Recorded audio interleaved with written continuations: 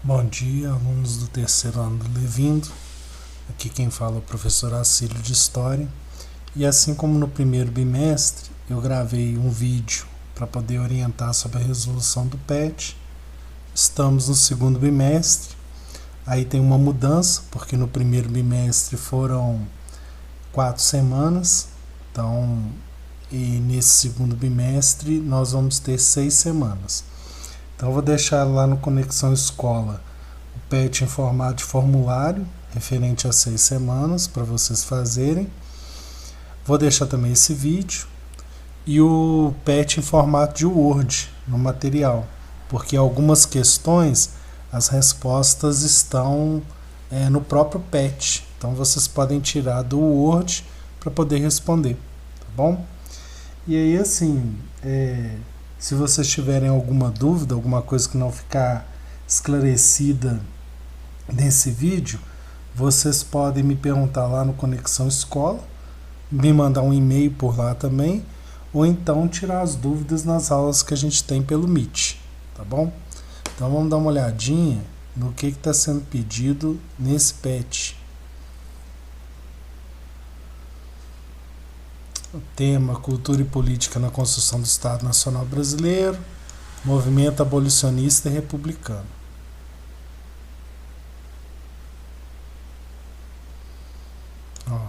Primeira semana. A partir da imagem, relacione a Guerra do Paraguai, 1864 a 1870, ao movimento abolicionista brasileiro. A resposta para essa pergunta está dentro do texto aqui do PET. Vê? Aqui, a Guerra do Paraguai, 1864 a 1870, tá vendo? Já coloca até a mesma data da questão. Provocou diversos questionamentos sobre a escravidão, uma vez que foi necessário incorporar escravizados aos combatentes do Exército Brasileiro. Desculpe. Por um lado, muitos desses escravizados haviam recebido a promessa de alforria para lutar na guerra. Por outro lado, era moralmente questionável que os africanos e seus descendentes combatessem em nome do Brasil, mas em território brasileiro não fossem considerados cidadãos. Quer dizer, ele está questionando aqui porque o escravo, ele foi lutar na Guerra do Paraguai com a promessa de que ele, no término da guerra, ele ia se tornar livre. Só que isso não aconteceu. Então foi um fato que deu força para o movimento abolicionista brasileiro. Mas aí aqui nessa questão, você copiando esse parágrafo aqui, ela é respondida, tá bom? Aí vamos ver número 2. O movimento abolicionista que levou à libertação dos escravizados pela Lei Áurea em 13 de maio de 1888 foi a primeira campanha de dimensões nacionais com participação popular. Nunca antes tantos brasileiros haviam se mobilizado de forma tão intensa por uma causa comum, nem mesmo durante a Guerra do Paraguai, envolvendo todas as regiões e classes sociais. Carregou multidões a comícios e manifestações públicas e mudou de forma dramática as relações políticas e sociais que até então vigoravam no país. O movimento social citado teve como seu principal veículo de propagação o letra A, Câmara de Representantes, B, imprensa escrita, C, oficialato militar, D, corte palaciana, E, clero católico. O que divulgava o movimento abolicionista era a letra B, imprensa escrita, tá? Que aí é o veículo de propagação, foi a imprensa da época. 3. Leia o trecho. Seus horrores, quem pode descrever? Ninguém pode retratar seus horrores tão fielmente como o pobre desventurado, o miserável desgraçado que tenha sido confiado em seus portais. Ó amigos da humanidade, tenham piedade do povo africano, alijado e afastado de seus amigos e de seu lar, ao ser vendido e depositado no porão de um navio negreiro, para aguardar ainda mais horrores e misérias, em uma terra distante entre religiosos e benevolentes. A partir dessa leitura, identifique e explique uma das consequências da extinção do tráfico negreiro para o país. Bom, o tráfico negreiro no país ele foi extinto, primeiro porque a Inglaterra começou com aquela campanha do Bill Aberdeen, né, aquela lei para poder acabar com o tráfico negreiro, e aí forçou o Brasil a criar a lei Eusébio de Queiroz, que aí acabava com o tráfico negreiro. Mas o que está perguntando é o seguinte: identifique e explique uma das consequências da extinção do tráfico negreiro para o país. Aí vocês podem colocar, não tem ali no texto, mas preste atenção, o tráfico interprovincial. Aí vocês vão escrever tráfico interprovincial, ponto, e vai colocar assim. O que é esse tráfico interprovincial? É que como não tinha o tráfico internacional, agora os estados faziam o tráfico entre si, as províncias faziam o tráfico entre si. Então, por exemplo, a província de Minas Gerais, ela não tinha necessidade de ter tantos escravos, ela vendia para a província de São Paulo e vice-versa. Então, aumentou o tráfico interprovincial no Brasil. Tá bom?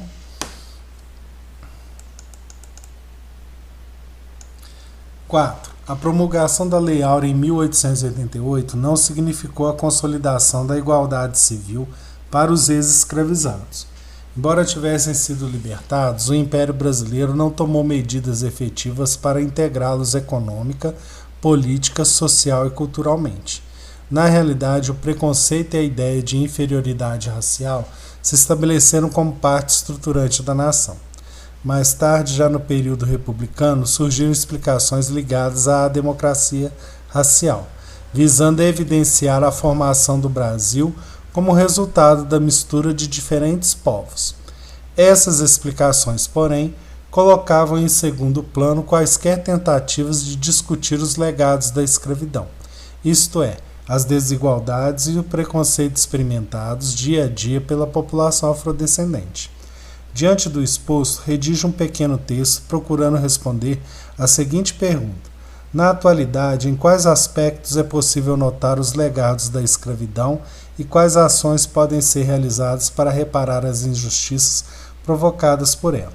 Aí você vai fazer um texto pequeno, mas acho que no texto você pode citar o seguinte: a questão do racismo, né, que é uma consequência da escravidão.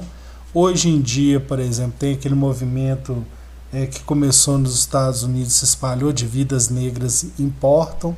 Então está sendo discutida a violência policial, a questão do preconceito de uma maneira geral. Então você vai falar sobre esses aspectos e assim as ações que podem ser realizadas para combater isso. Acho que a primeira delas é a questão da lei. No Brasil existe uma lei mesmo que racismo é crime, né? E também uma consciência da população, né, a respeito de poder lutar pelos seus direitos, de valorizar, né? Então, fazer um texto pequeno, mas nesse sentido que eu estou falando. Falar da questão do racismo, da violência policial, da discussão, porque esse que é o legado, né, da escravidão no Brasil. A gente acabou semana 1, vamos para a semana 2. Qual a diferença entre monarquia e república? É o tema.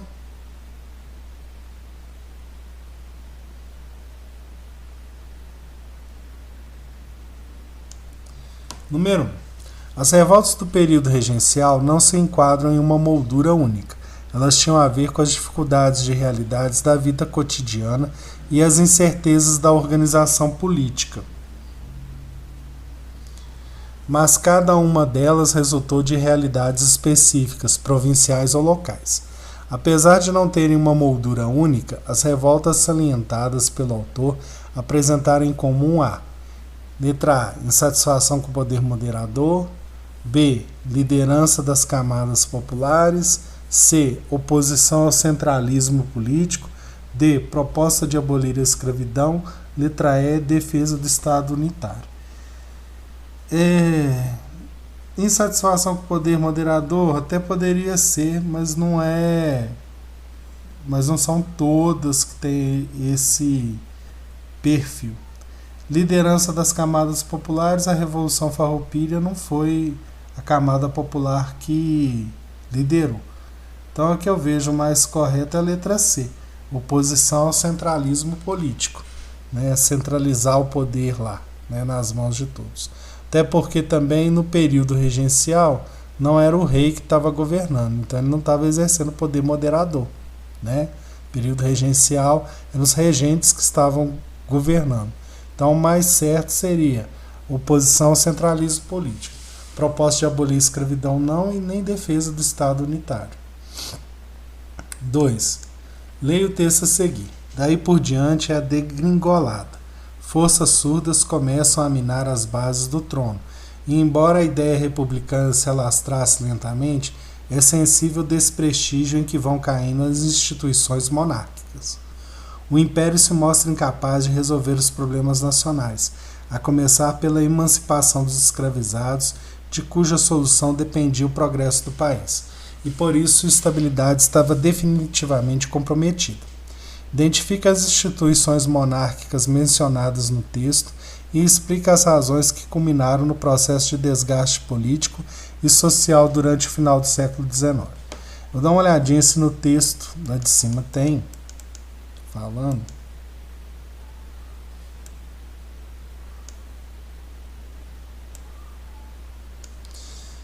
Acho que aqui não tem propriamente não.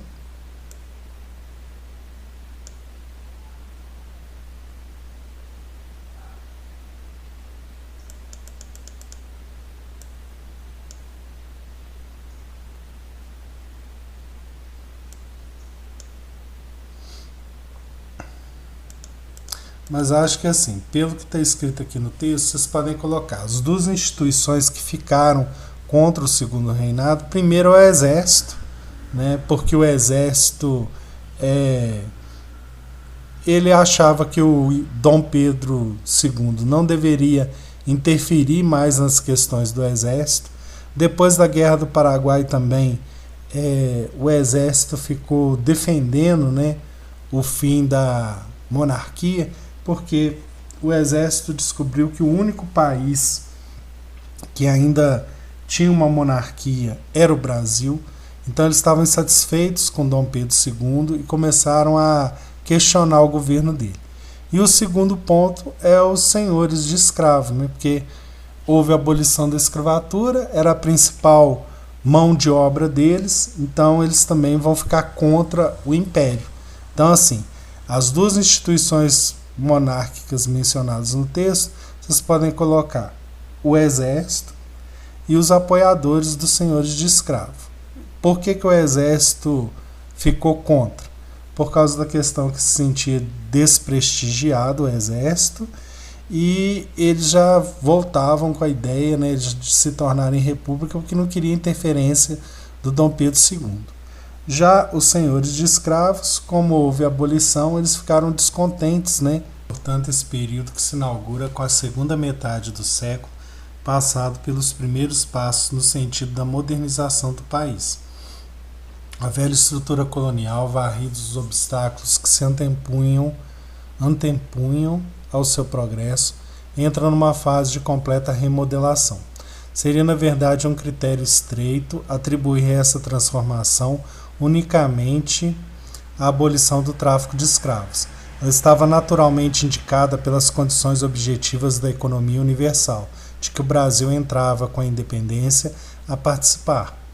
Ensaiado o isolamento colonial, era inevitável, mais dia menos dia, que o país se pusesse de acordo com essas condições. Mas é incontestável que este fato, a abolição do tráfico, constitui a vassoura preliminar e indispensável de tal surto de progresso. Ele abriu nosso primeiro período de franca prosperidade comercial. De acordo com Caio Prado Júnior, a abolição do tráfico de escravizados no Brasil está relacionada. Bom, pelo que ele fala aqui do texto, tem a questão do tráfico negreiro, mas principalmente isso aqui, ó, letra A, ao processo de modernização da economia e da sociedade brasileira, tá? Então, número 3, letra A. 4. Não julgava possível a república enquanto vivesse o imperador, e daí a minha surpresa. Se de mim tivesse dependido a sua permanência como chefe da nação, afirmo que não teria sido deposto. A república teve contra si o haver sido feita por um pronunciamento militar, representado pela quinta parte do exército. A nação foi estranha a esse movimento, que aceitou como fato consumado. O texto anterior é um trecho de uma carta do Visconde de Pelotas ao Visconde de Ouro Preto, datada de 10 de setembro de 1890. Ela caracteriza a proclamação da República como um pronunciamento de uma parcela do Exército, organizada em torno de um grupo de jovens militares positivistas.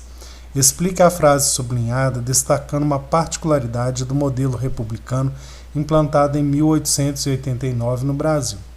A República teve contra si o haver sido feita por um pronunciamento militar. Bom, gente, aí no texto, aqui em cima, vem falando da República,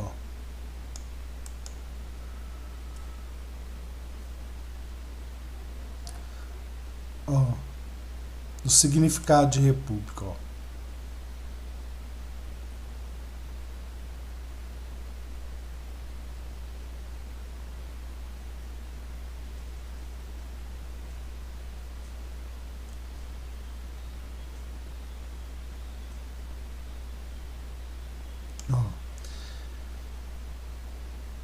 Res pública busca designar a coisa pública. A ideia principal desse termo se concentra no princípio de que os escolhidos para o controle do Estado seriam responsáveis por atender aos anseios de uma sociedade que enxerga o governante como administrador daquilo que pertence a todos.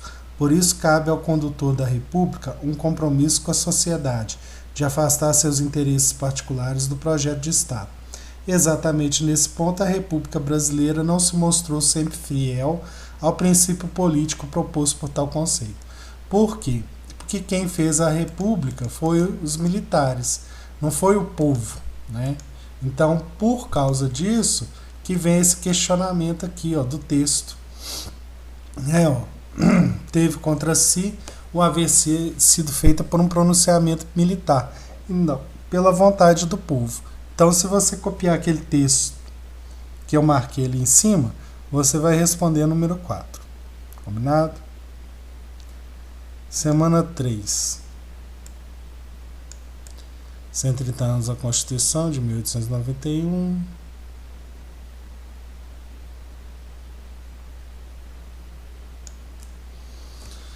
Número 1. Comparada com a Constituição outorgada de 1824, a Constituição Republicana de 1891 promoveu mudanças nas regras do processo eleitoral, o que expressou uma nova experiência sociopolítica brasileira. Uma dessas transformações é identificada na letra A, extinção do voto censitário, B, adoção do voto obrigatório, C, instituição do voto feminino, D, manutenção do voto indireto, letra E, exclusão do voto dos militares. Bom, essa aí acabou com o voto censitário, né? A Constituição de 1891 foi a primeira da República. Então, o que ela mudou? Ela acabou com o voto censitário. O voto agora era para todos os homens maiores de 21 anos, desde que não fossem mendigos, soldados, analfabetos e militares de baixa patente. Então, por causa disso, é a letra A, tá? B. A Constituição de 1891 foi a segunda Carta Magna do Brasil, sendo a primeira com características republicanas. Considerando o texto legislativo, preenche os quadros indicando as principais transformações que ocorreram em relação ao período imperial, no que tange aos seguintes aspectos: relação Estado e Igreja, sistema de governo e participação popular. Bom, aí aqui você vai colocar, né, a relação Estado e Igreja, sistema de governo e participação popular.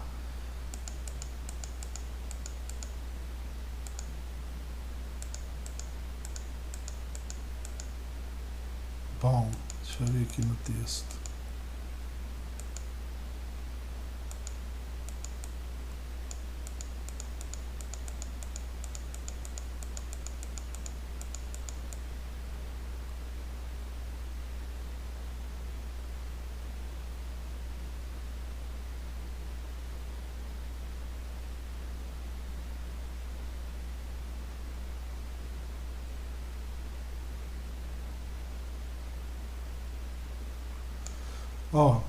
Aí você vai ter que colocar né? Primeiro, o sistema de governo no período imperial é uma monarquia constitucional, tá? É o sistema de governo. Participação popular, voto censitário, tá? E a relação Estado e Igreja, a Igreja estava submetida ao Estado.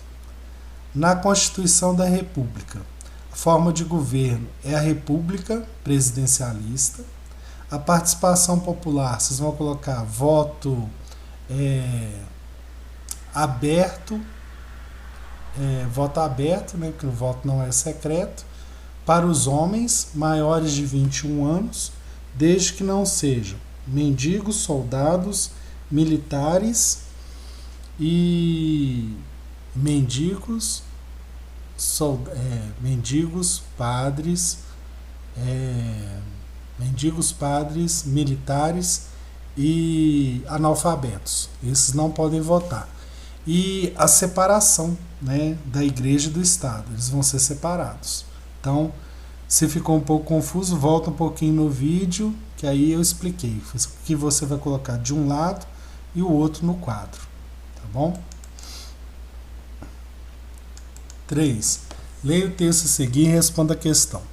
Mesmo substituindo a democracia censitária do regime anterior, caracterizada pela participação política restrita, haja vista que somente eleitores com renda suficiente podiam votar, a Constituição Republicana de 1891 não representou grandes avanços quando comparado ao sistema eleitoral substituído.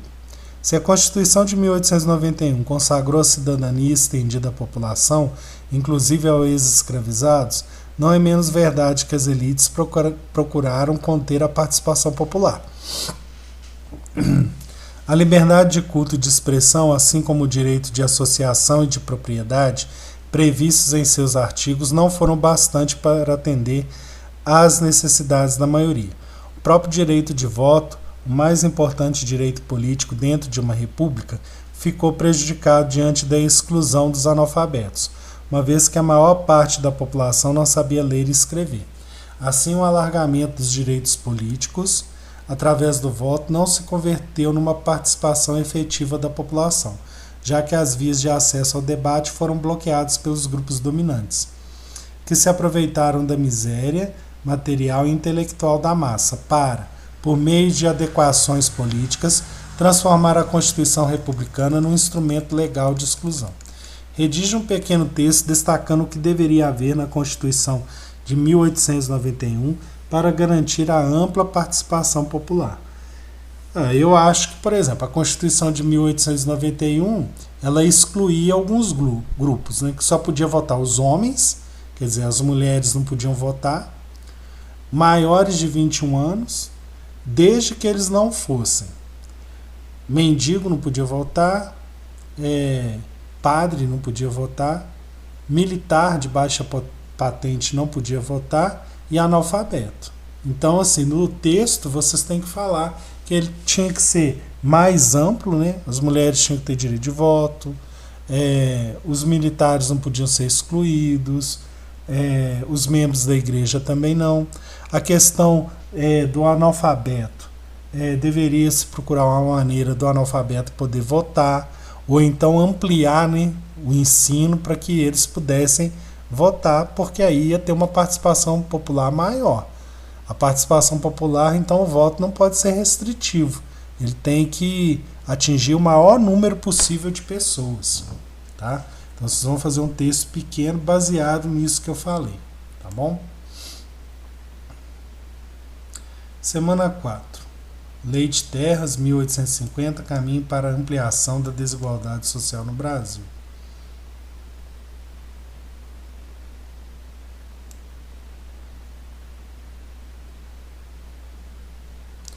Tem toda uma questão sobre a terra. Aí está aqui falando sobre questão fundiária. Aí é uma questão só nessa semana. Deixa eu ver o que está pedindo. Com base na leitura dos textos motivadores apresentados abaixo e nos conhecimentos construídos ao longo de sua formação, redija um texto dissertativo argumentativo em norma culta escrita da língua portuguesa sobre o tema A Questão Fundiária no Brasil, apresentando experiência ou proposta de ação social que respeite os direitos humanos. Selecione, organize e relacione, de forma coerente e coesa, argumentos e fatos para a defesa de seu ponto de vista. Aí o texto 1 está falando sobre o que é reforma agrária, é o conjunto de medidas para promover a melhor distribuição da terra mediante modificações no regime de posse e uso, a fim de atender aos princípios de justiça social, desenvolvimento rural sustentável e aumento de produção, Estatuto da Terra. A Lei número 601, de 18 de setembro de 1850, amplamente conhecida como Lei de Terras, foi o dispositivo legal que pela primeira vez buscou regulamentar a questão fundiária no Império do Brasil. Esse ato determinou que a única forma de acesso às terras devolutas da nação fosse através da compra ao Estado em asta pública, garantindo, entretanto, a revalidação das antigas sesmarias, que era até então a forma de doação da terra por parte do Estado à iniciativa particular, prática existente desde os tempos coloniais. Aí aqui você vai fazer um texto sobre a questão da reforma agrária no Brasil. Vocês acham que, por exemplo, a reforma agrária é uma redistribuição das terras, né? Porque o Brasil, desde o período da colonização, que nós temos latifúndio. Latifúndio é quando tem uma grande quantidade de terras nas mãos de uma pessoa só, né? A gente tem latifundiários desde a época das capitanias hereditárias. Então tem muita terra improdutiva aqui no Brasil e tem a questão do MST, do Movimento Sem Terra. Então vocês vão fazer uma pesquisa sobre o que é reforma agrária, sobre o que é o movimento do Sem Terra e, baseado nesses dois textos e nesse texto aqui maior nas charges, vocês vão emitir a opinião de vocês sobre a reforma agrária. Vocês são a favor da reforma agrária? São contra a reforma agrária? Se sim ou não, vocês têm que dizer o porquê. Sou a favor da reforma agrária porque eu acredito numa redistribuição de terra, porque eu sou contra o latifúndio, e desenvolver a sua ideia. Porque isso é mais ou menos uma questão pessoal. Vocês vão fazer meio que um texto, uma redação sobre isso, tá bom? Mas eu espero ter orientado. Qualquer dúvida, vocês podem mandar um e-mail ou então entrar em contato comigo lá no Meet. Ok? Chegamos à semana 5. Tá? A imigração para o Brasil.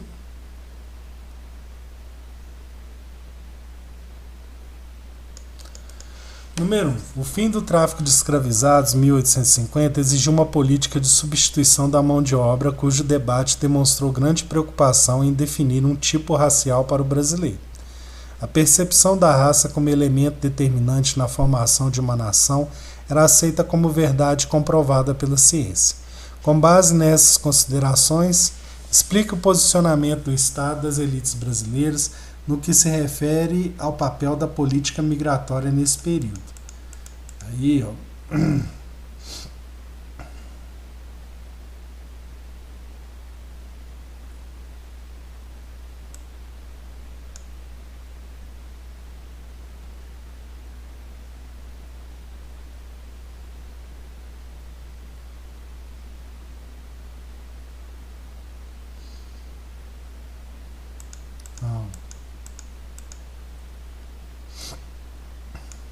Explica o posicionamento do Estado das elites brasileiras no que se refere ao papel da política migratória nesse período. Aí aqui dentro do texto tem isso aqui, ó, questão do branqueamento do povo brasileiro. Ó. O estímulo à imigração nesse contexto também estava associado ao projeto de branqueamento do povo brasileiro, orientado por um pensamento europeu diretamente relacionado ao avanço imperialista, pressupondo a ideia de uma raça branca superior. Essa ideologia foi fortemente difundida por parcela da elite brasileira, que, em contato com teorias como o darwinismo social, lamentava a origem miscigenada de nossa sociedade. Aí isso responde a letra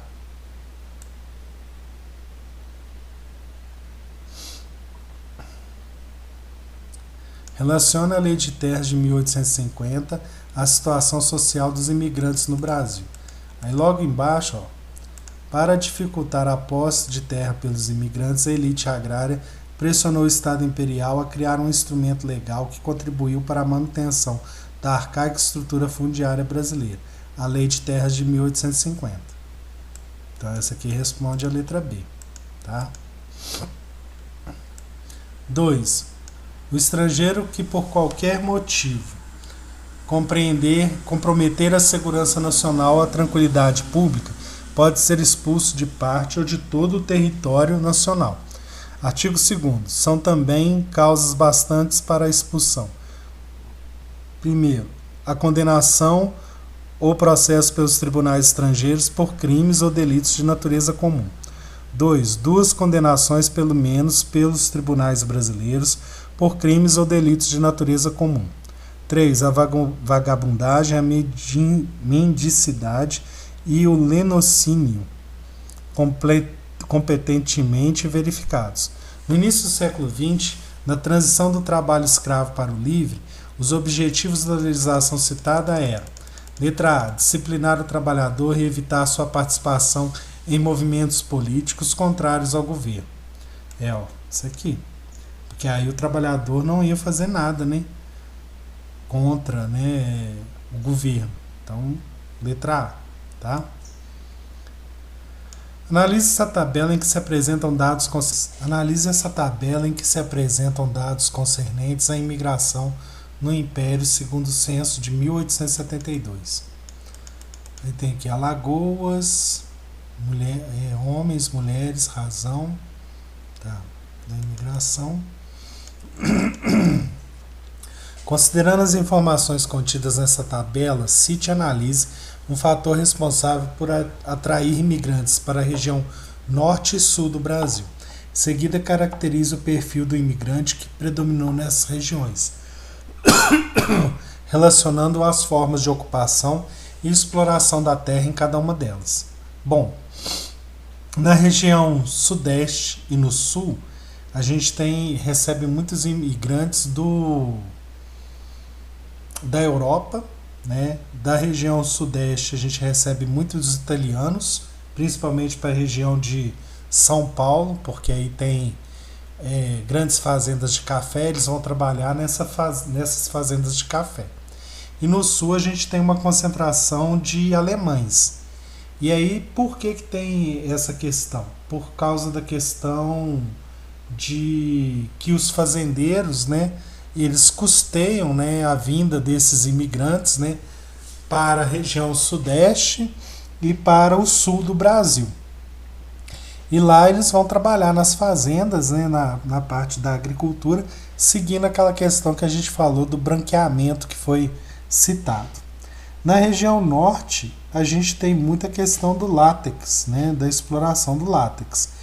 E aí lá a gente tem muito assim, imigrante de várias regiões que vão para lá por causa da questão da exploração da borracha. A gente tem os empresários ingleses que vão para a região norte lá para poder administrar essa questão do látex, da borracha, da exploração.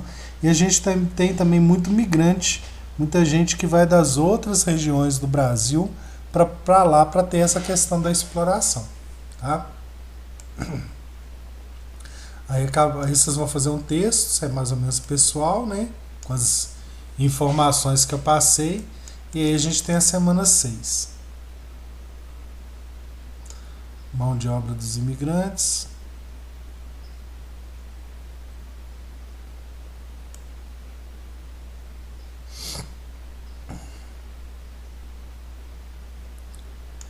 Em 1911, o jornal paulistano La Battaglia, a Batalha, escrito italiano, publicou a carta de um imigrante da Itália, trabalhador em uma fazenda de café, para o cônsul daquele país em São Paulo. Leia um trecho dessa carta e responda as questões. Há 3 anos trabalho na fazenda na qual o administrador tem um vício infame de maltratar os pobres filhos do trabalhador, em especial italiano. Ora, é preciso que Sua Excelência saiba que o abaixo assinado é um pobre pai de família com 4 filhos menores e mulher. o que quer dizer unicamente 2 braços à disposição do serviço da fazenda. Caí doente há 3 meses e não pude trabalhar por 30 dias, sendo desde então objeto de escárnio e maus tratos por parte dos empregados da fazenda. Resisti pacientemente até que, não podendo mais suportar as humilhações, resolvi abandonar a fazenda. Parti deixando meus familiares com a esperança de que o fazendeiro em pouco tempo os deixasse livres para partir, mas até hoje não os vi, o que me fez acreditar que estão proibidos de sair da fazenda. A partir da citação, analisa a situação dos imigrantes no Brasil no século XIX. Bom,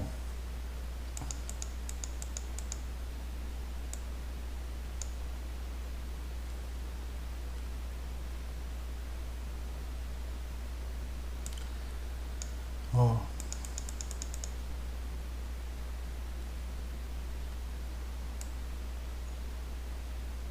a situação está aqui. Ó. Os motivos do fracasso, né, da imigração. Estão os maus tratos dos fazendeiros aos imigrantes, os elevados juros cobrados pelo valor referente ao custeio da viagem e o fato de muitos fazendeiros omitirem a obtenção do lucro, não pagando a parte devida dos trabalhadores.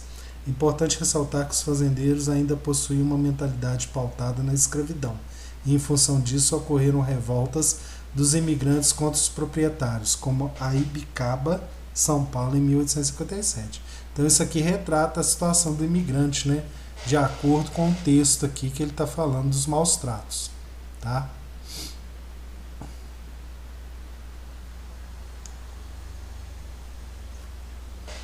A extorsão de riqueza sob o regime escravista não precisava de outro fundamento que não fosse a vontade e o látego do senhor de escravizados. No regime capitalista de produção, essa extorsão se apoia na aparência de que o salário, cobrindo os meios de vida necessários à reprodução do trabalhador e sua família, cobre de fato o valor de sua força de trabalho. Nenhum dos dois mecanismos operava no regime do colonato. O colono ficou no meio caminho entre a transparência da exploração, já que o trabalho excedente se materializava em objetos distintos do trabalho necessário, e a ilusão de que o que recebia correspondia ao valor do seu trabalho. O texto acima trata do regime do colonato predominante nas fazendas de café do Oeste Paulista. Explica a diferença entre a exploração do trabalho vigente sob o escravismo e aquele vigente sob o capitalismo. Deixa eu ver se tem uma resposta aqui.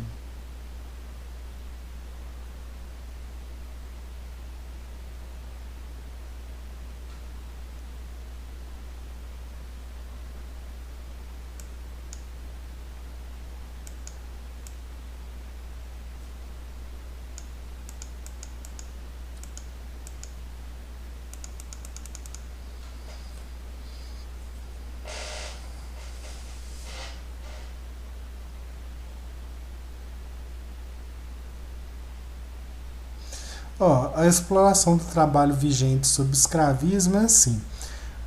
Os imigrantes se sentiam quase tratados como os escravos, mas eles na realidade eles não eram escravos, porque o escravo não recebia nada, né?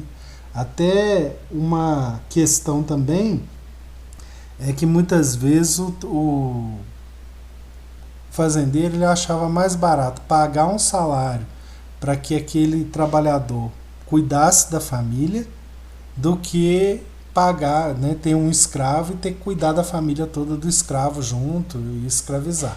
Então, nesse aspecto, essa diferença da exploração do trabalho vigente sobre o escravismo, ela acabou continuando, né? Só que aí o que acontece? O trabalhador ele não tem acesso ao lucro dele. Ele recebe um salário que ele tem que cuidar da família dele, igual está falando lá no texto. E hoje em dia, dentro do capitalismo, isso ainda acaba existindo, porque a questão, por exemplo, da mais-valia, nem sempre o valor do trabalho, da riqueza produzida, ela vai ser repassada para o trabalhador. É um sistema onde que a gente tem o lucro, né? E existe sim a exploração do trabalhador muitas vezes, né? Mas é o sistema que a gente está vivendo, tá? São 3. Projeto de uma vila agrícola Teresa para 10 famílias que poderão chegar a 100. O nome foi dado em homenagem à imperatriz Dona Teresa Cristina, pelo autor do projeto, o médico Jean-Maurice Favre. A planta mostra ao centro uma fonte rodeada de árvores, tendo ao lado uma casa comunitária com biblioteca, gabinete de história natural e laboratório de química e física, também cercada de árvores. Ao redor estão dispostas 10 casas assobradas, com jardins e árvores circundantes, em meio a uma várzea aprazível. Nos arredores situam-se moinhos, um estabelecimento para tecelagem, serraria, forja e carpintaria, olaria e cemitério. Encorajado pelo imperador, Favre trouxe da França uma leva de imigrantes. Instalou-se com ele no interior do Paraná, às margens do rio Ivaí, onde fundou uma colônia, Teresina, de efêmera duração. Contextualiza o cenário político do Brasil Império que incentivou o estabelecimento das colônias agrícolas. Bom, a questão é que no governo, no Segundo Império, Dom Pedro II, já existia também a questão da necessidade de expandir o café, a produção, que era a principal riqueza do Brasil, exportada. Então também já havia também uma questão de preparação para a questão da abolição da escravatura.